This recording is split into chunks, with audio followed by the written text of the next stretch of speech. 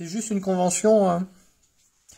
Évidemment, je l'ai dit en plus en vidéo, faut écouter jusqu'au bout. Alors certes, là, cette vidéo, elle est en 12, 13, 14 parties, c'est énorme.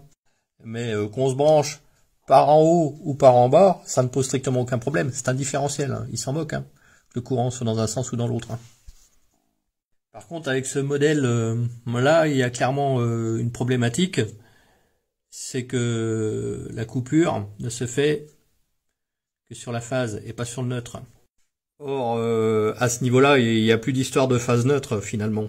Ce qui fait que le montage ne fonctionne que sur un des deux défauts d'isolement.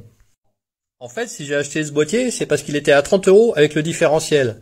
Bon, à l'arrivée, bon marché toujours cher, hein, parce que déjà, disjoncteur 6 ampères ne déclenche pas, super.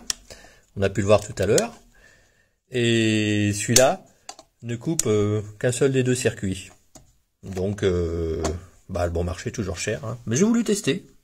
Alors, j'aurais dû tester plus tôt parce que je crois que pour le remboursement Amazon, je suis de la rince. Bon, c'est pas bien grave.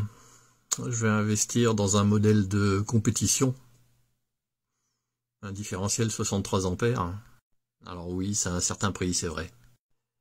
Et ça me permettra de voir si en fait les différentiels coupent à la fois la phase et le neutre.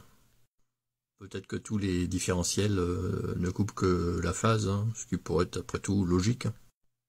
Alors si jamais c'est le cas, je mettrai deux différentiels en série et j'inverserai les contacts coupés. Et on regardera ensemble ce que ça donne dans une autre vidéo.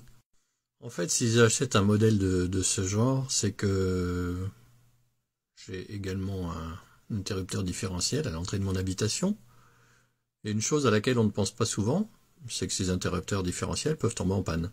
Donc là, en cas de panne au niveau de la maison, j'en aurai toujours un de rechange que je pourrais venir ponctionner ici. Dans l'attente de l'achat d'un autre, hein. Voilà, parce que vous pouvez évidemment brancher une prise normale dedans. Mais regardez comment elle tient. Pas terrible, hein. D'ailleurs, si vous achetez ce modèle, je vous conseille un adaptateur de ce genre. La puissance maxi est donnée pour 3 kW. Hein. Mais bon, c'est largement suffisant. Hein.